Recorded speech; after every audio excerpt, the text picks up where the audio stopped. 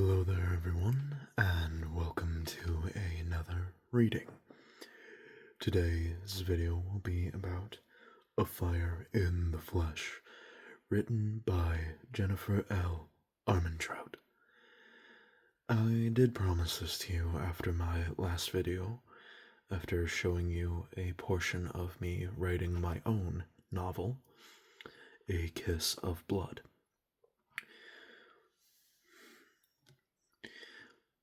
Just to let you know, I had purchased these books a while back, actually.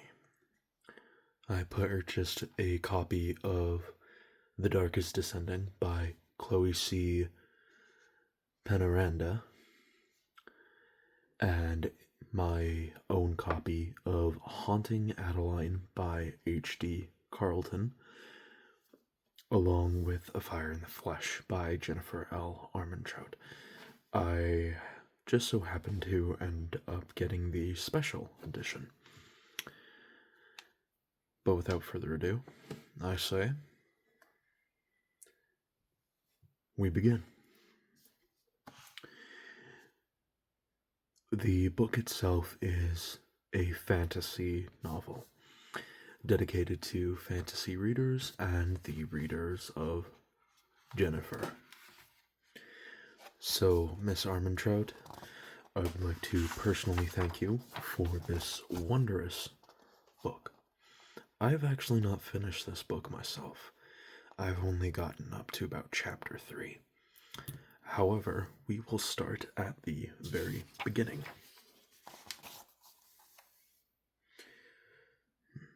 Here is a list of all of her other novels. Feel more than free to go ahead and look her up or find her at your local bookstore. Where I got my copies, it was at Indigo Books up here in the northwest of Alberta.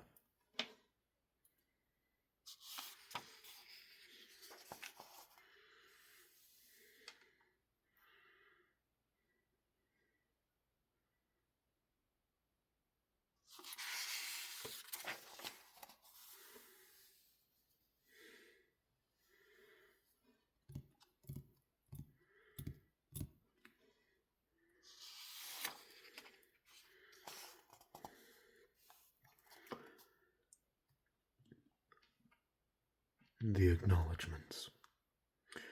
Behind every book, no matter how many written, is a team of people who helped get the book in your hands.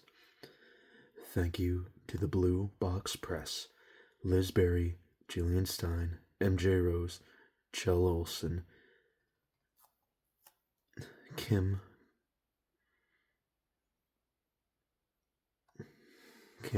Goodrose, apologies if I mispronounced that, Jessica Sanders, and Tanaka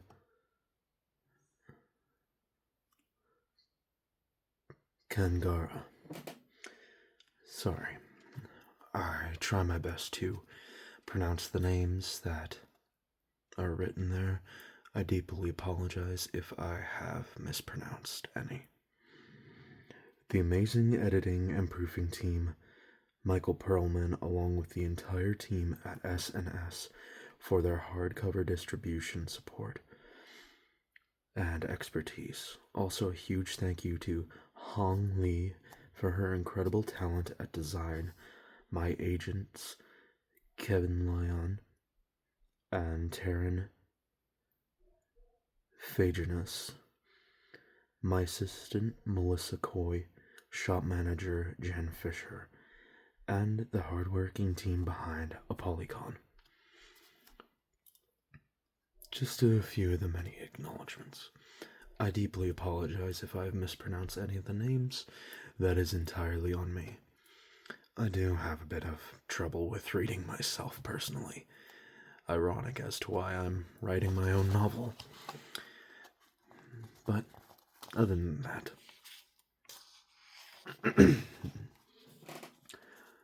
dedication to the reader.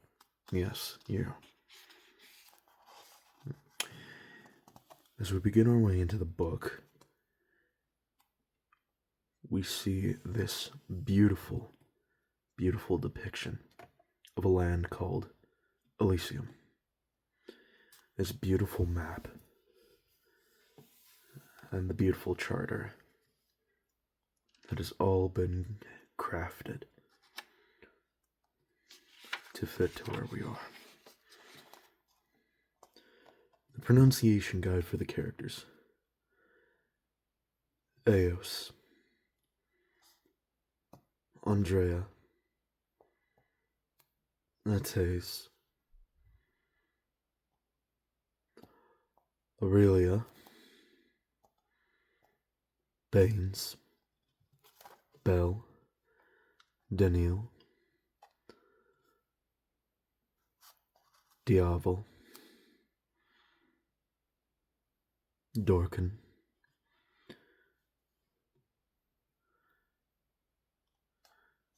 Diasis, Ector, Ethon, Elias, Embers, Erlina, Ernald, Ethanos, Esmira, Gemma, Helena,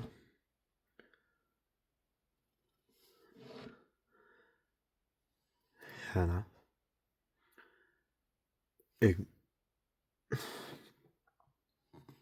Ison, Ion, Jadis, Kaylee Balforth, Keela, King Sagar, Colas, Kin, Layla, Lathan,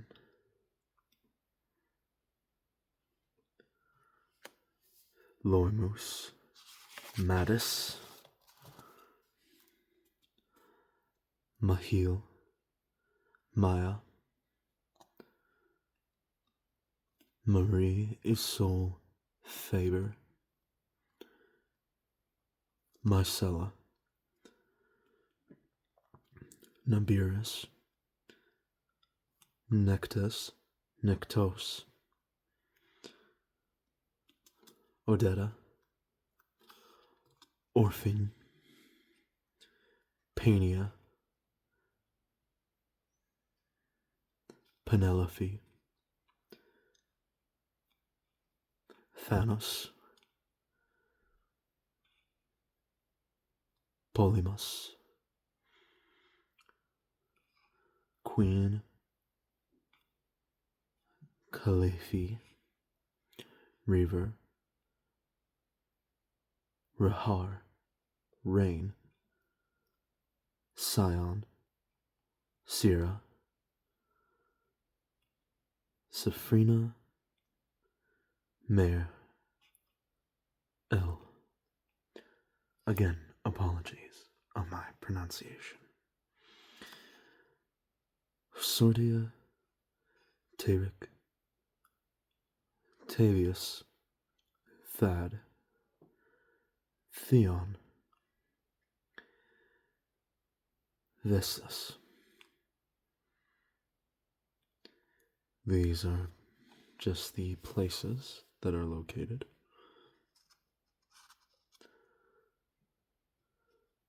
Colossus Isles, Caldra, Corpalis, Dalos, Elysium Peaks, House of Hades, Hygia, Elysium, Cytheria, Lasania, Lotho, Masinan, Pillars of Asphodel, Soktos Mountains, Sirta, the Carcers, Thaya Plains, Trading Isles, Vedi, and Veta. Terms Uri, Benada, Siran, Koran, Cimmerian, Dekai, Demis, Ithur, Greca, Grim, Imprima, Imprimen, Cardia, Q,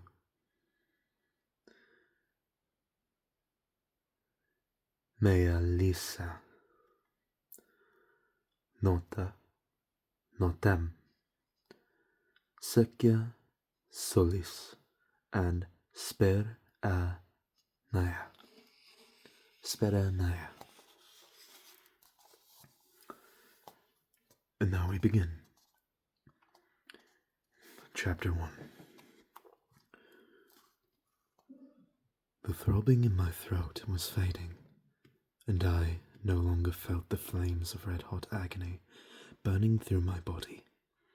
Despite the warmth and humidity of Dalos, the city of the gods, I was now cold, colder than I had ever been. I thought maybe I was fading because my vision was flickering, in and out. I tried to focus on the open doors of the circular chamber. I had awakened in after the Shadowlands siege, in a cage and chained. I had thought I had seen a large wolf standing there, a wolf more silver than white. A wolf I'd known in my heart and soul was him, the Asher, the one who is blessed, the guardian of souls, and the primal god of common men and endings. The ruler of the Shadowlands, my husband, Nyktos Ash. He'd never confirmed that he could shift forms, but I knew it was my primal of death. And when I saw the wolf, I thought he had come for me, that I would see him, touch him, one last time, have the chance to tell him once more that I loved him, that I'd get to say goodbye on my terms. But I didn't see him in the doorway now. He wasn't there. What if he had never been there? The arms tightened around me. My apologies. Allow me to run back. The arms around me tightened, making my sluggish heart race. Colus, the false king of gods, still held me, likely reeling from the realization of who his embrace is, who he'd fed on. Is it truly you? Colus's voice was no louder than a sigh. Tears dampened my cheek.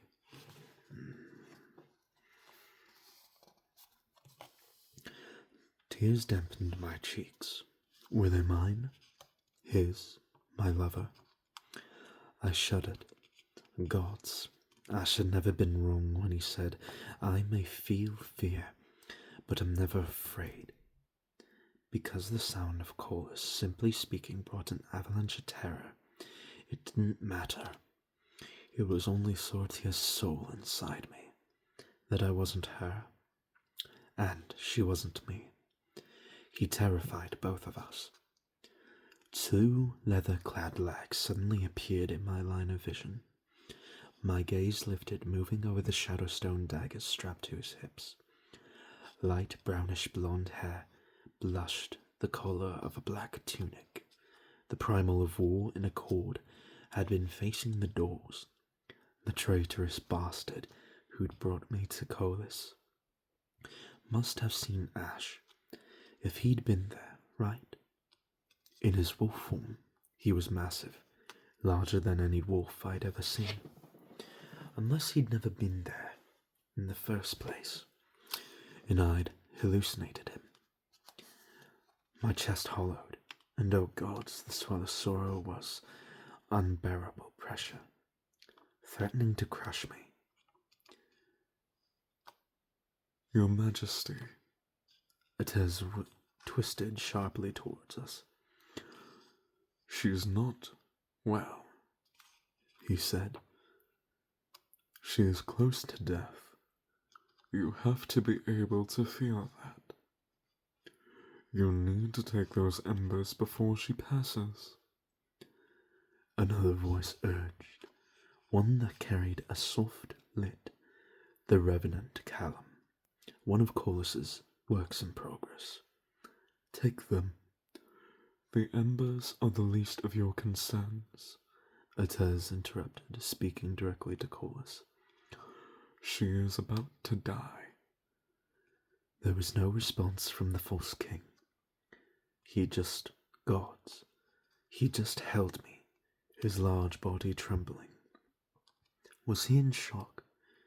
If so, that made me want to laugh, which meant I too was likely in shock. If she dies with the embers, they die too, along with everything you've been working toward, Callum insisted. Drawing my attention to him, he was blurry at first, but then came into focus. The Revenant was golden all over. His hair, his skin, and the elaborately painted mask shaped like wings that swept down from his forehead to his jaw on either side. Take them, my king. Take them and ascend as the primal of life, and she will be lost at Escaden. Your Gracia will be beyond your reach. Gracia. It meant life in the old primal language. It also meant love. Apologies. Allow me to change the light. There.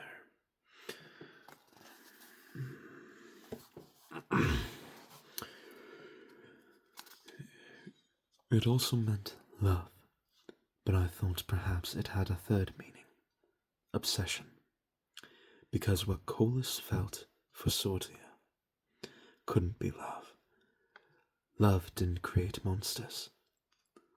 That is not her, Callum hissed, his eyes narrowing behind the painted mask.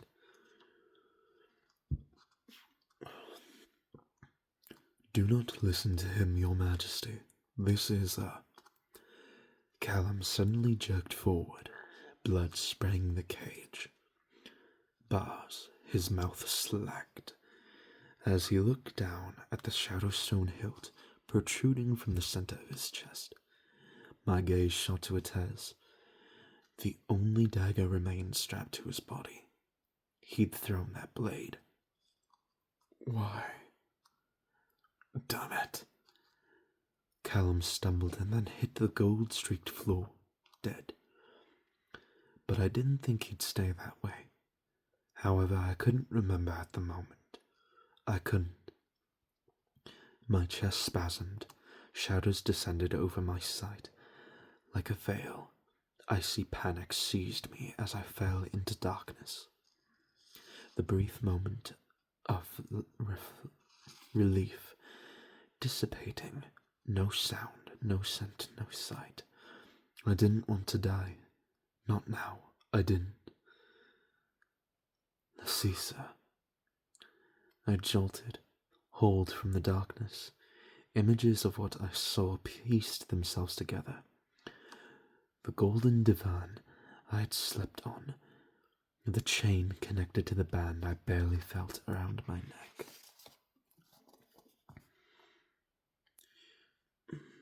The golden bars of the cage I was in, and the shadowstone dagger that had been in Callum's chest, which now lay on the floor. The Revenant was rising, standing. How long had I been unconscious? I looked past him, beyond the golden throne, and further out to the open doors. I saw the wolf again, this time partially hidden by the wide palm fronds swaying in the balmy breeze. My right hand, no, the marriage imprint that had appeared during my coronation as Asher's consort, warmed the golden swirl across the top and palm, tingled, and the embers of life in my chest started to hum, vibrating wildly. A sharp swirl of prickles broke out along the nape of my neck. Colors continued to rock as I sensed a storm of gathering power. My skin pimpled, and the tiny hairs on my body rose. Atez turned to the door. Oh, fuck. The wolf's head lowered, its eyes a luminous silver. One large paw pressed against the gold-streaked marble floor, his lips peeling back in a snarl. A dark mist came from everywhere. All at once, shadows clung to the chamber ceiling where the chandelier's light didn't reach, then began pulsing and peeling away from the marble and limestone, slipping down the walls to race across the floor in smoky waves. My already too shallowed breaths snagged as the wolf leapt into the air and the churning mass of darkness. Tiny starbursts exploded all around him, and the center of my chest warmed. The whirling shadows by the door expanded and lengthened. Twin sweeping arcs of shadow and smoke appeared behind the mass, and the shockwave swept through the chambers, making its way to the throne. The golden seat shuddered and then crumbled into nothing. The burst of power reached Atez, tossing him aside, lifting Callum, slamming him into the cage with a sickening crunch of bone. Several rows of bars shattered. The chamber ceiling cracked and splitting open. The shadows and smoke solidified in the bright moonlight, now pouring into the chamber. The walls around us exploded, sending chunks of stone flying outward, leaving only a few feet of the structure standing, as Ash rose even higher. For the briefest moment I saw him in his mortal form. The angles and the planes of his the angles and planes of his face, harsh and maybe even a little cruel. His skin a lustrous shade of golden bronze, his hair reddish brown, the moonlight falling against his broad cheeks. I caught just a flash of his strong-cut jaw, wide mouth and full lips that had touched my skin in such a decadent way. He then slipped into his true form and hovered above where the throne had been, his flesh becoming a continuous swirl of midnight and thin, throbbing streaks of ether. The fresh, citrusy scent that was all his reached me, comforted me. Ash was terrifying, his beauty vicious and breathtaking in both forms, and he was mine. Coolest, Ash roared, his voice a thunderstorm reverberating through the air. Without warning, a burst of light cut through the night sky, slamming into the floor before Ash, as a heat flared in my chest. The funnel of light burned brightly, momentarily blinding me. When my vision returned, I saw a crown of ruby antlers gleaming in the moonlight. Another primal had arrived. Hanan, the dark-haired, pale, and angular-featured primal, god of the hunt and divine justice, stood before Ash. He held a spear made of some sort of dull white material that reminded me of bone in his right hand. Walk away, Nyktos, Han's spear began glowing from within. before it is too late. He warned. I heard the tremor of the primal's voice. He who'd sent the Chimera to retrieve Bell instead of coming for the Shadowlands himself. I heard the fear. Hanan may be a primal, but he was also a coward. Before it's too late. Ash's voice boomed, the power of it leveling what remained of the chamber walls. It's already too late. White light poured from Hanan as he rose into the air, drawing his arm back. Ether crackled from his spear right before he threw it. My breath caught. Ash laughed.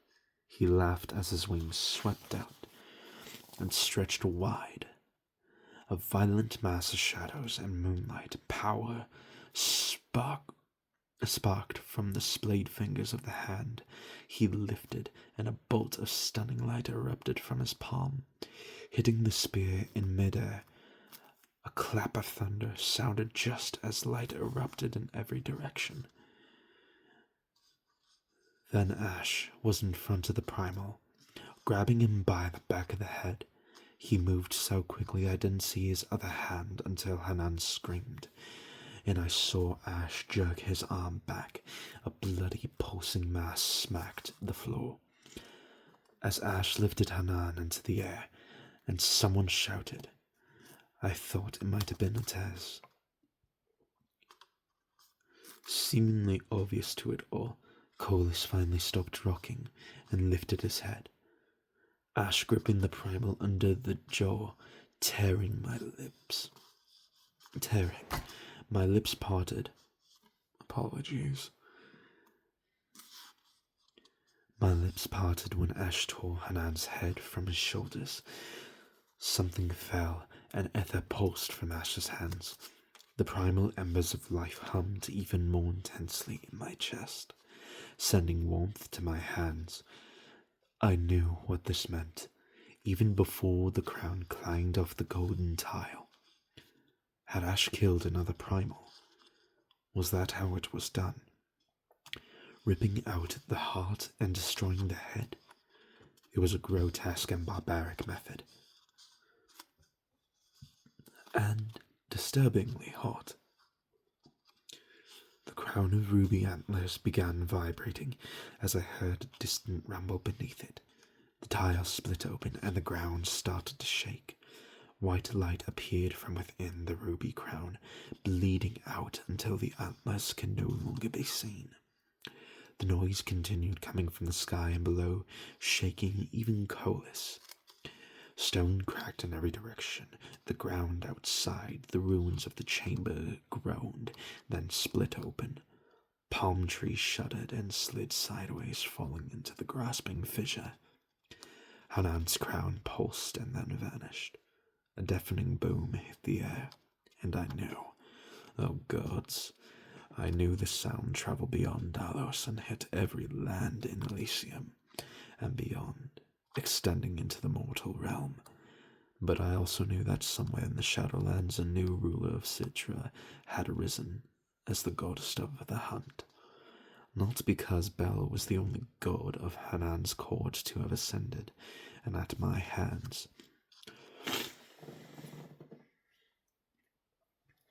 but because I felt it in the embers of life, and when Colis had felt it too.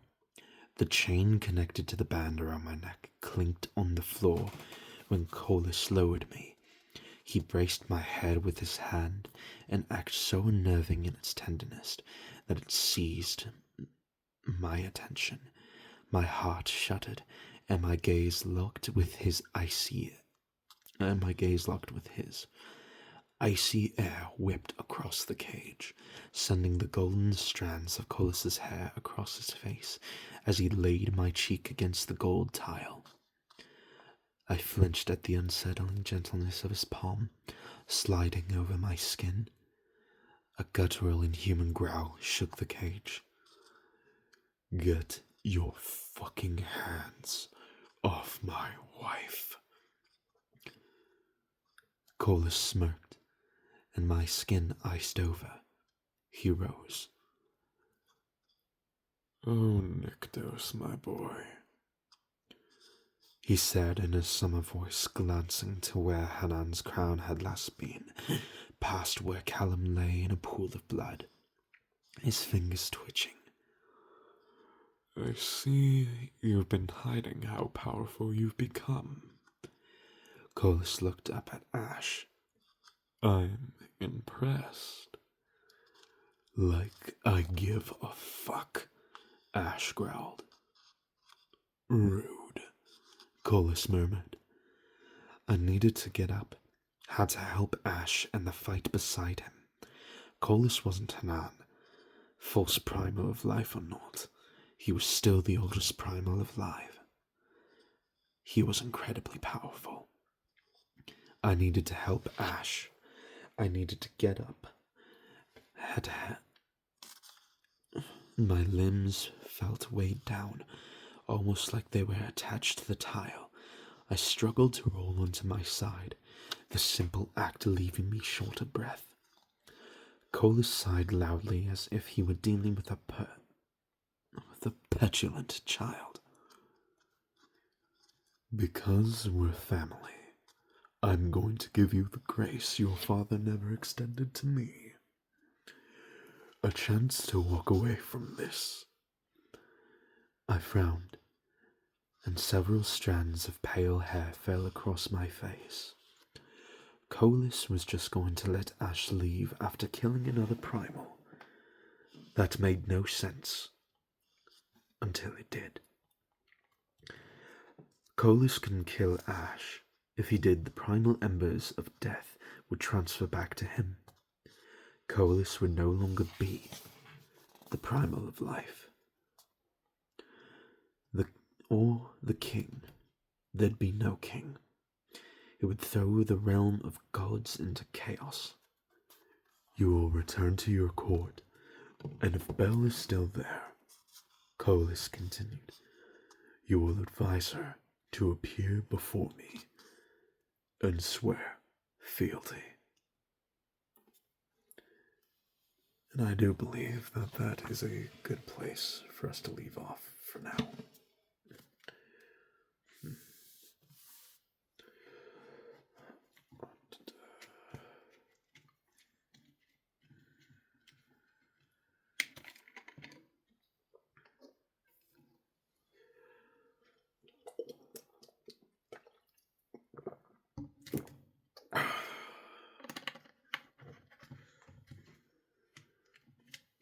Well, I do hope that you enjoyed this reading of one of the many novels that I have been taking a very lightened interest to.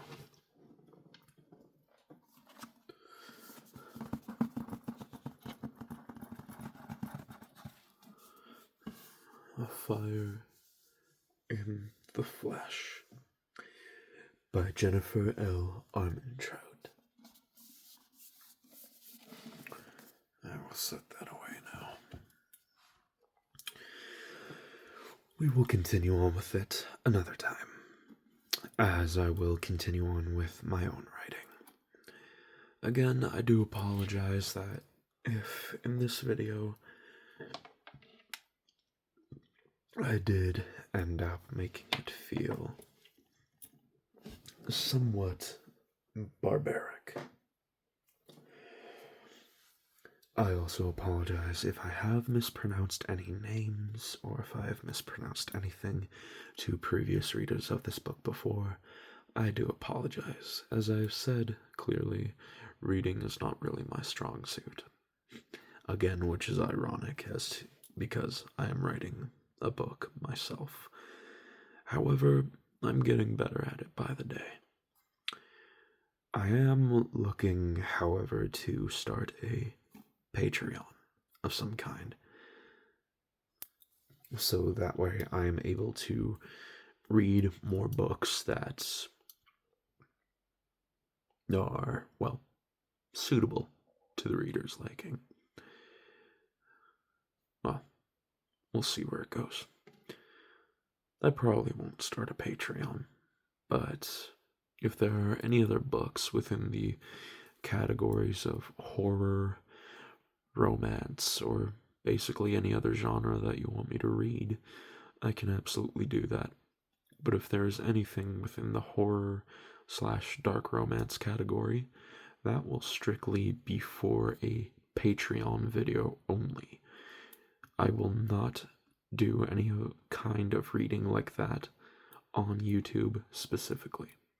That will be either directly for Patreon purposes only, or that will be for my own time.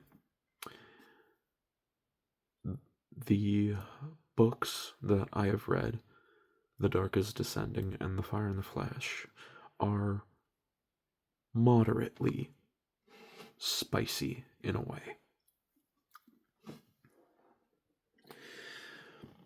But they're still intended for people over the age of 18, such as me and such as you.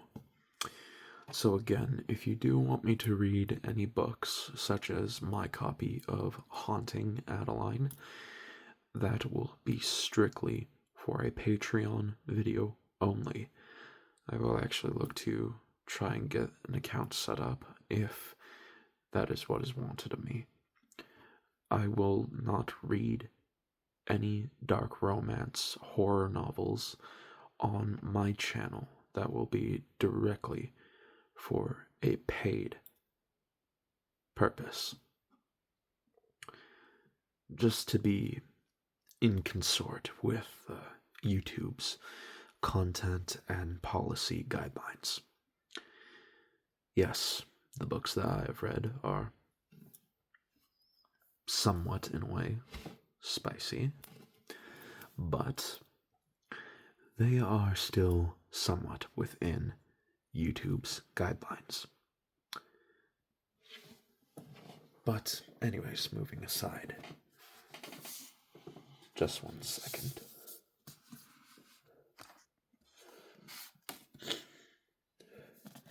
If you are wishing for me to read my own copy of this, please leave a comment down below in the description, and I will then begin my way to make a Patreon to where this will be read and uploaded. This book I will not allow to be seen on YouTube.